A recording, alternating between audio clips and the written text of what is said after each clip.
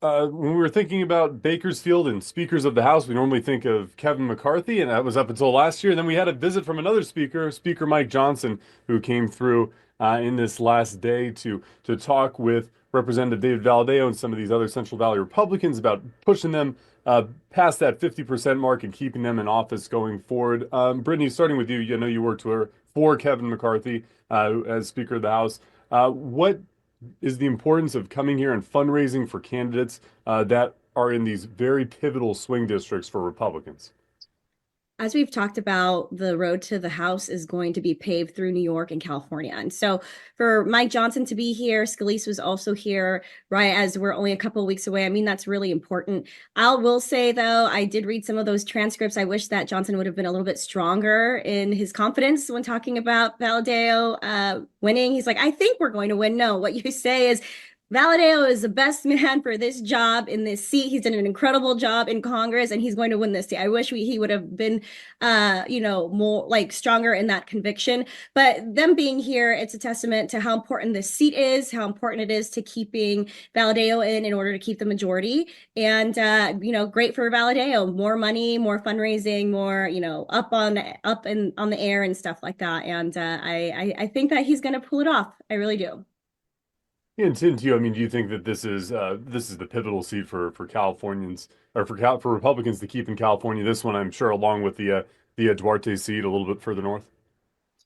Yeah, both are critical seats. The Central Valley is going to be extraordinarily important. We just saw money numbers coming out where the Democrats have outraised in the previous quarter the Republicans. So Speaker Johnson's presence in the Valley is right on time, and hopefully that helps generate some more funds here at the home stretch. Ballots have just gone out, and so we've got this month of voting in California. It's the longest election day in the country, really. And it's a critical time for both of these candidates, Valadao and Duarte, to really be hitting their stride. So, this is good timing, and certainly they are in the right position. Now you just got to bring it home.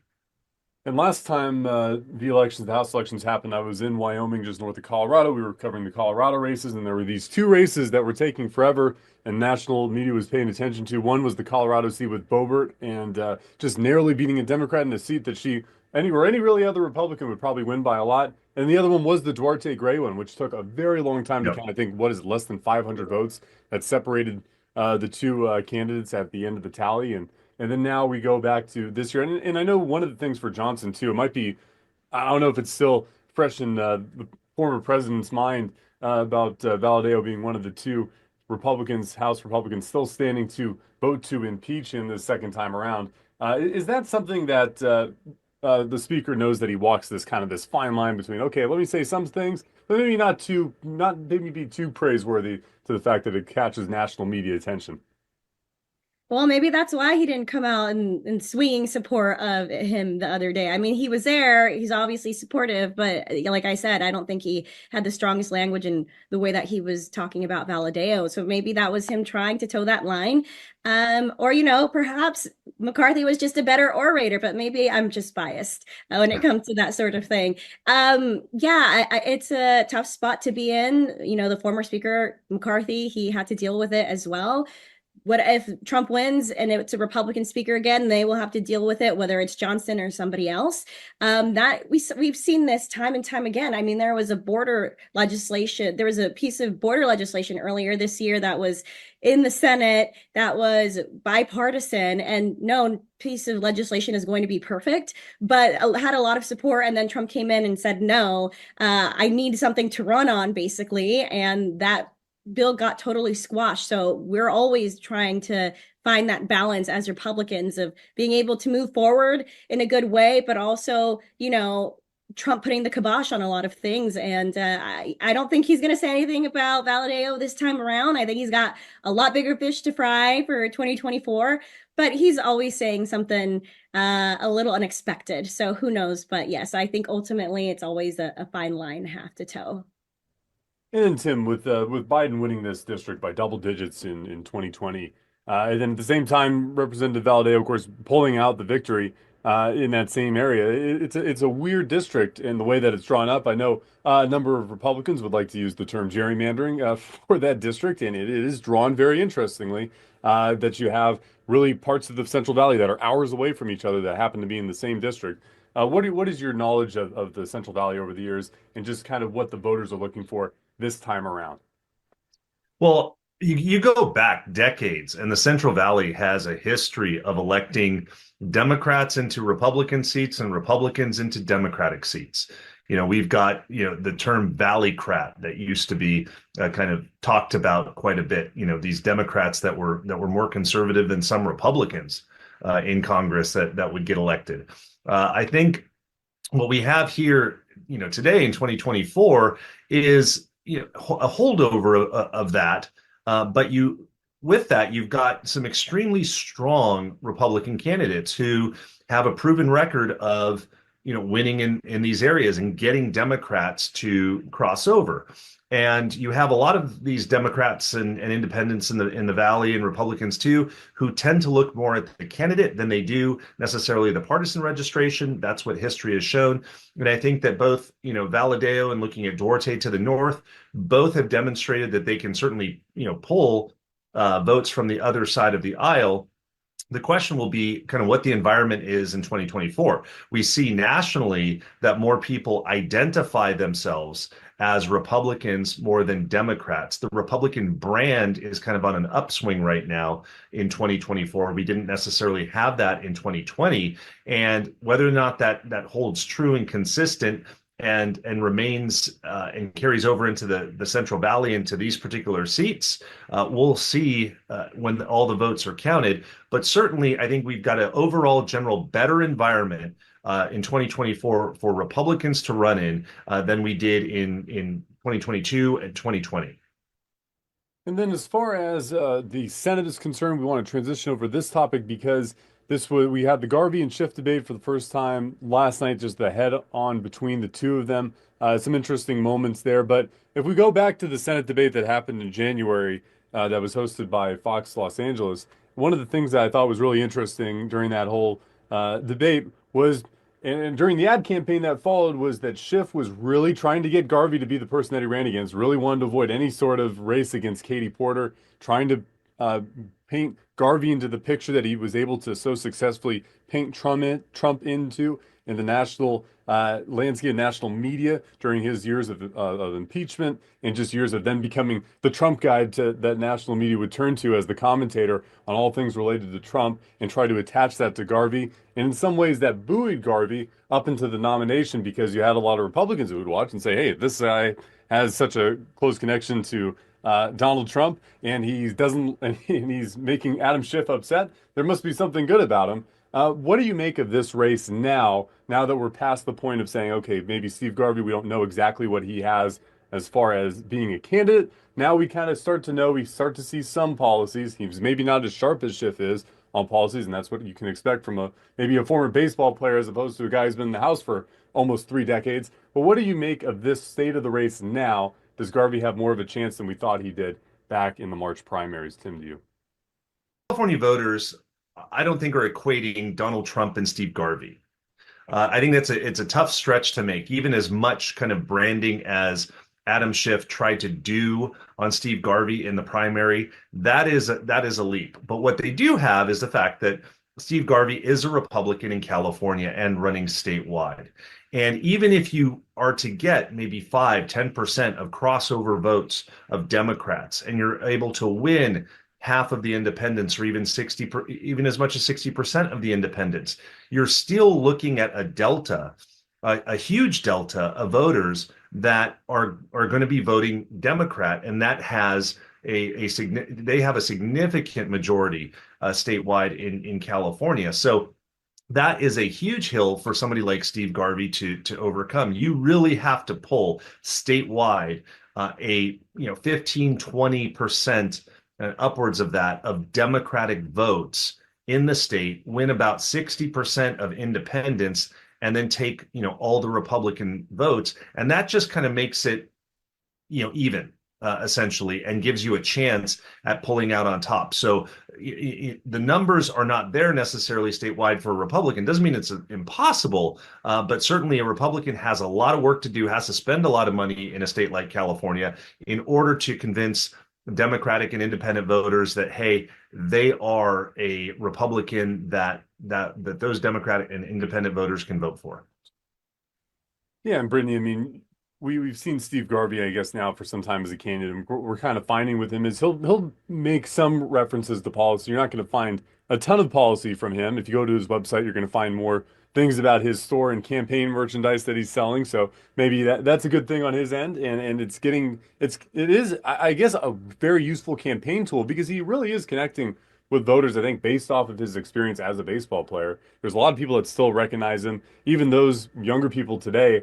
I've noticed just through going to some of his campaign events, going to see his interviews, people still recognize him, even though he played as a Dodger nearly 40 years ago now. What help does the celebrity aspect of him have on this race that maybe other Republicans wouldn't have?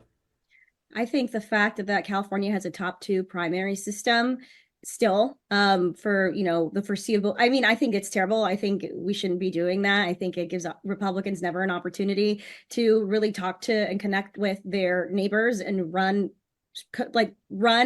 tough, competitive statewide races. So as long as we have the top two system, I think that someone who is a Garvey, a celebrity, an Arnold Schwarzenegger, someone who would like a Chris Pratt. I don't know if he's ever expressed interest. Someone like The Rock Johnson, who is right now a Democrat, but I think he's probably has some conservative tendencies and is probably a Democrat now because of who the Republican nominee is, but could potentially be a Republican in the future. I think someone like that who has a celebrity factor, and he also lives in Hawaii, but I think someone like that with the celebrity factor is what Republicans need in order to be successful in these races, as long as the the top two system exists. Now, when we're talking about Schiff earlier this year and really trying to angle Garvey being his competitor in this now general election. I mean, it was so obvious then. It's so obvious now. We knew then, what it's transpired to be, that Garvey would be polling in the 30s. He's at 37 right now. And though I would love to see a Republican win statewide, it's not going to be this election year. Maybe it can serve as a blueprint to other Republicans. Announce earlier, start fundraising aggressively earlier. Make sure that you've got good consultants and people working on your behalf. And I'm not saying he doesn't. But top tier talent, because you are up against a gigantic hill here. And, I think that he's ran a tough race, but the odds were always going to be stacked against him. And so, the celebrity factor, I think, is really important in California, unfortunately. Yeah, and just something interesting, though, from Garvey's campaign. I know he's been releasing a lot of Spanish language TV ads, which we haven't really seen from a ton of Republicans, at least throughout this whole entire state for some time, maybe in some targeted communities. What does that speak to? I mean, where the Republican Party is with Latino voters? Because we've seen it nationally in the polls. It's been made a big deal on national media, covering a move to the Republican Party, at least as far as it had been a Democratic stronghold group for some time. What does that say that you're starting to see Steve Garvey throw out some of those campaign ads and really make those inroads? Well, I think number one, he doesn't have anything to lose, so there's no reason for him not to do that. I think also you see a tendency right now amongst the Latino community, even though the Latino community is not monolithic by any stretch of the imagination, but the tendency and what their priorities are on issues are the priorities that we're seeing across the board. So I think an effort to advertise, particularly in Spanish language television, Spanish language radio, where there still are many, many voters, hundreds of thousands, millions of voters who are getting their primary news information from Spanish language television, Spanish language radio. I think that's really important. And it's something that the Democrats aren't doing. I remember speaking on a panel a few years ago with Barbara Boxer's head consultant at the time, and when she was state senator. And famously, the Spanish language media sources said, "Hey, why are you not advertising on Spanish language television, Spanish language radio?" And this was Senator Barbara Boxer, and her consultant said, "Well, because I don't need you. I already have you." And that's the case, and that has been the truth. At least over the past several decades in California. I think that tide is shifting a little bit, and you're starting to see an openness from those voters in the Latino community or who had and identify as Latinos, and depending upon whether you're first generation, second generation, third, fifth generation, or more here in California, of those Latino voters are looking more and more like California voters as a whole, and with the priorities that California voters as a whole, cost of living, public safety, those types of things, what people are concerned about. And so I think it's a smart move, and he's got nothing to lose. Yeah, Brittany, thoughts on this subject? So I was the former deputy director of Hispanic media at the RNC years ago. And so when I worked there, obviously I was part of a team, and it wasn't just in comms, it was in our outreach, it was in our grassroots political efforts of people who were focused on specifically the Hispanic voter and those groups and Spanish outlets and Spanish media. That was huge then. I don't know if it's as huge now within the Republican Party. And I could be wrong here, but earlier this year, I think it was in the first quarter, the GOP decided to close all of, I don't know if all, but a lot of their community centers that were focused on minority groups. And the reason back then, Laura Trump, and I always like to keep bringing it up, and she said every single penny that we raise is going to Donald Trump. And that means that those funds were probably going to some of those crazy legal bills that he was dealing with, right? They downsized a lot. I don't know if they have since reopened, but clearly that's something that really needs a lot of attention and focus, especially in a state like California. We have the largest Hispanic population in the country in California. With that being said, though, I do agree with Tim's point of, I think that Democrats have taken the Hispanic and Latino voter for granted for years, thinking like, oh, you're just coming to me and not really having to earn it. So I will say that generally speaking, I think Republicans have made greater efforts in order to earn those votes. I don't know where we stand right now. I know that the polling suggests that Republicans are starting to garner more of the Hispanic vote. It'll be interesting to see those post-election results, what those numbers actually look like.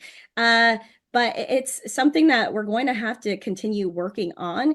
And when we become more stable and normal again, I think we'll make some great strides. But in this moment, I don't know that there really has been that much of a priority or emphasis placed on the Hispanic vote, other than when talking about it in the media. I'd really love to see what those are internals and like what those stats look like, but I don't know that it's there as much as they want you to think it is.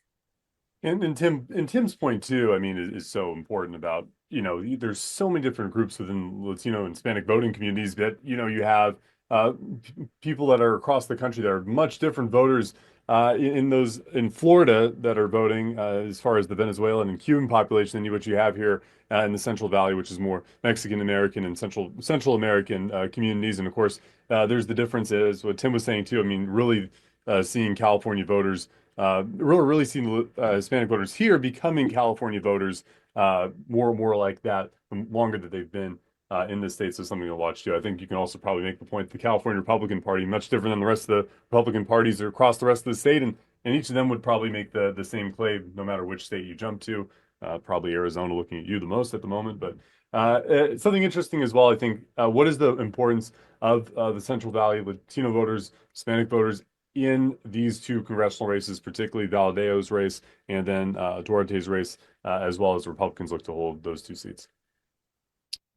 I think the importance is huge because you cannot win in either congressional district, either Duarte or Valadeo, without winning the Latino vote. And regardless of partisan registration, you have got to win and do well amongst that Latino vote in both districts. It is key and it is critical. The good news for both Valadeo and Duarte is that, like I said earlier, which is the things like cost of living, public safety, some of those issues, which are core to what Valadeo and Duarte and Republicans are talking about right now, and what voters in general tend to put more credibility in Republicans than they do Democrats. You see issues like health care and other things where voters assign more credibility to Democrats. Right now, on the credibility spectrum, it's those issues that are right in Republican wheelhouses. And that is what we're seeing in terms of the top tier issues amongst Latinos as well. And so that's kind of married with the electorate as a whole. And so it is a good situation for Valadeo and Duarte, but they have to make sure that they are doing everything that they can to communicate within, and particularly in the Central Valley, because you have, unique multi-generational voter households that also span, from the kind of the socioeconomic side, on the professional side, white collar, jobs and that type of thing, down to, blue collar, and then farm worker, agricultural worker. So the entire socioeconomic spectrum, and you've got to be able to communicate with each of, those different strata, and that is, and that goes for not just the Latino community in Central Valley, but also, pick an ethnic group in the Central Valley, whether, whatever it is, you're going to have to appeal to those different socioeconomic groups in the Central Valley, and that is critical for each of those candidates to do. They've shown that they can do that in the past, and hopefully that continues in the future. And Brittany, final thoughts on this? Yeah, I mean, it's a really important voting block. I'm proud to be a Hispanic woman myself and, be a part of these conversations. Ultimately, these are like I mentioned earlier. I mean, Hispanics have such a huge population in California and the Central Valley, especially. And though we're not single issue voters, of course, the top two issues that people are really caring about this election cycle are, one, the economy, and two, immigration. Now, I've been told, like, oh, well, you're Hispanic, you must care a lot about immigration. It's like, well, I do, because I'm an American, not necessarily because of my cultural identity. However, to your point of the different demographics of Hispanics within the community, it can add an extra layer of personal attachment to these issues, and can be a little bit extra of why they care. And I agree with Tim. Again, these are issues that I think are winning issues for Republicans. However, we need to make sure that we're messaging correctly. I don't think the gentleman at the top of the ticket is our best messenger. But when you're talking about Valadeo, when you're talking about Duarte, I think that they know their communities and will do a great job of being able to hammer home those final points as we're getting, closer and closer to the election every day. One of the things, one of the reasons I should say we started this PolitiCast was to talk about Central Valley issues. Now, little did we know we'd have assassination attempts, we'd have a president stepping down in the middle of, or not stepping down, but stepping off the ticket as he was running for re-election, being replaced by a vice president. So many different things going on. I was so glad to have a conversation like this where really all three topics were able to focus it to California. Of course, those last two really hitting close to home as well. So thank you so much for joining me today. We appreciate it. And we look forward to keeping talking with you as we head closer to November. Thank you. Great to join.